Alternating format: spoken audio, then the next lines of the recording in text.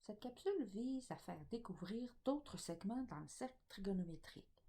Nous avons déjà travaillé avec les segments correspondant à sinus θ et cosinus θ. Nous allons maintenant découvrir d'autres segments dans le cercle trigonométrique. Une tangente à une courbe est une droite qui touche la courbe en un seul point. Nous allons nommer S le point de rencontre entre le cercle et la direction positive de l'axe des X. Nous allons tracer un segment de droite qui va être tangent au cercle au point S. Et on va prolonger ce segment ainsi que le rayon du cercle qui passe par A jusqu'à ce que les deux segments se rencontrent au point P. Le segment SP est le segment qu'on appelle la tangente de l'angle θ. Si on regarde le segment OP, ce segment est constitué du rayon et de son prolongement dans le dessin qui nous a permis d'expliquer ce que c'était que la tangente. Ce segment est coupé par la tangente, ou il coupe la tangente, on l'appelle donc la sécante de l'angle θ. Nommons Q le point de rencontre entre le cercle et la direction positive de l'axe des Y. Nous allons tracer un segment tangent au cercle au point Q et nous allons également prolonger le rayon du cercle qui passe par le point A jusqu'à ce que le segment tangent et le rayon prolongé se rencontrent au point R. Le segment QR qui est tracé ici en orange est la tangente de l'angle complémentaire à l'angle θ. On l'appelle donc la cotangente de l'angle θ.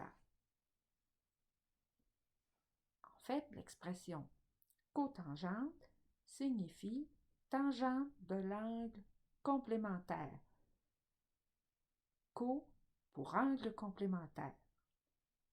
On désigne ainsi la tangente qui correspond à l'angle complémentaire. Si on s'intéresse au segment OR, qui a été fait à partir du prolongement du rayon, ce segment est coupé par la cotangente de θ, ou bien il coupe la cotangente de θ. On l'appelle donc la sécante de l'angle complémentaire à θ. Le segment OR est appelé la coséquente de l'angle θ. L'expression coséquente signifie donc séquente de l'angle complémentaire. CO pour angle complémentaire, c'est-à-dire la séquente qui correspond à l'angle complémentaire. Nous avons regroupé ici les deux dessins qui nous ont permis d'expliquer ce qu'est la tangente de θ et la sécante de θ, ainsi que la cotangente de θ et la coséquente de θ.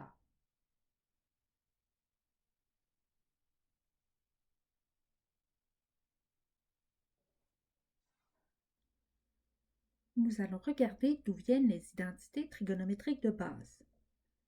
Prenons le cercle trigonométrique où nous allons nommer T le point de rencontre entre le segment qui a été abaissé perpendiculairement du point A et l'axe des X. Le triangle OAT est semblable au triangle OPS. Nous allons donc pouvoir établir des proportions entre les côtés qui se correspondent de ces deux triangles.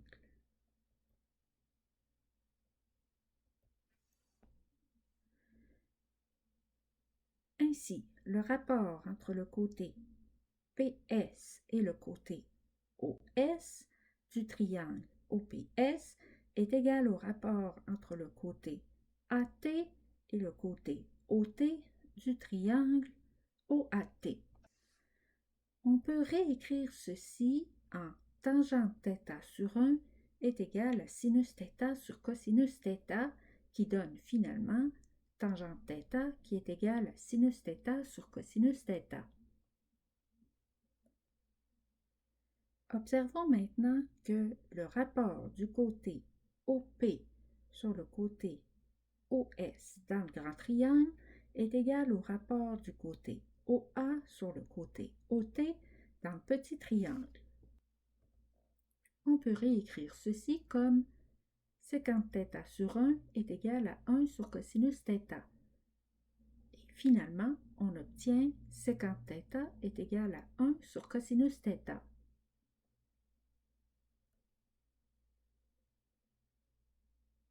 Dans le dessin suivant, nous allons nommer U le point de rencontre entre la cotangente de θ et l'axe des Y. Nous avons encore une fois deux triangles semblables. Le triangle OAT est semblable au triangle ROU. Nous allons ici aussi pouvoir établir des proportions entre des côtés qui se correspondent. Le rapport entre le côté TO et le côté TA est égal au rapport entre le côté UR et le côté UO. On peut réécrire ceci comme cosinus θ sur sinus θ est égal à cotangente θ sur 1. Finalement, on obtient que cotangente θ est égal au cosinus θ sur le sinus θ. Nous observons aussi que le rapport entre le côté OR sur le côté OU est égal au rapport entre le côté AO et le côté AT.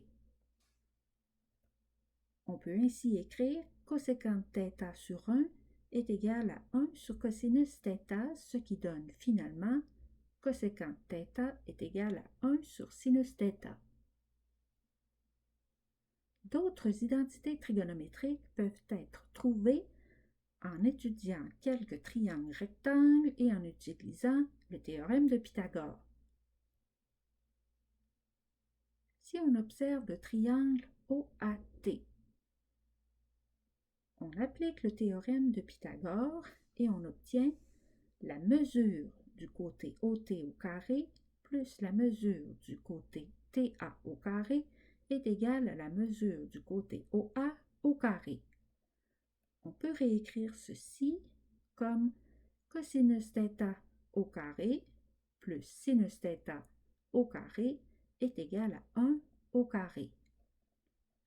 Finalement, on obtient cosinus carré θ plus sinus carré θ est égal à 1. Observons maintenant le triangle ROQ. Appliquons le théorème de Pythagore. La mesure du côté RQ au carré plus la mesure du côté QO au carré est égale à la mesure du côté RO au carré. Réécrivons ceci comme cotangente θ au carré plus 1 au carré est égal à cosinus θ au carré. On obtient finalement cotangente carré θ plus 1 égale coséquente carré θ. Si l'on observe le triangle OPS et qu'on applique encore une fois le théorème de Pythagore, on obtient la mesure du côté OS au carré plus la mesure du côté SP au carré est égale à la mesure du côté OP au carré. Réécrivons ceci comme 1 au carré plus tangente θ au carré est égal à sécante θ au carré. On obtient 1 plus tangente carré θ est égal à sécante carré θ. Finalement, nous allons regarder d'où viennent les rapports trigonométriques dans le triangle rectangle. nous avons le triangle OAT dans le cercle trigonométrique avec un angle θ. Nous allons nous donner un triangle rectangle qui a comme angle aigu le même angle θ que notre triangle OAT. Comme nos deux triangles sont semblables, on va établir des proportions entre les côtés qui se correspondent. Ainsi, 1 sur sinus θ va être égal à l'hypoténuse sur le côté opposé à θ. Si on isole sinus θ dans cette expression, on obtient sinus θ égale côté opposé à θ sur hypoténuse.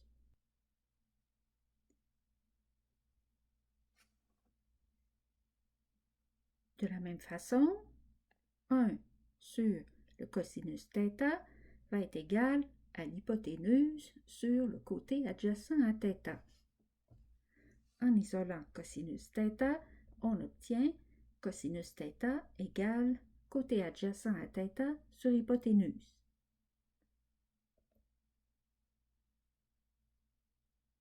On a déjà montré que la tangente de l'angle θ est égale à sinus θ sur cosinus θ.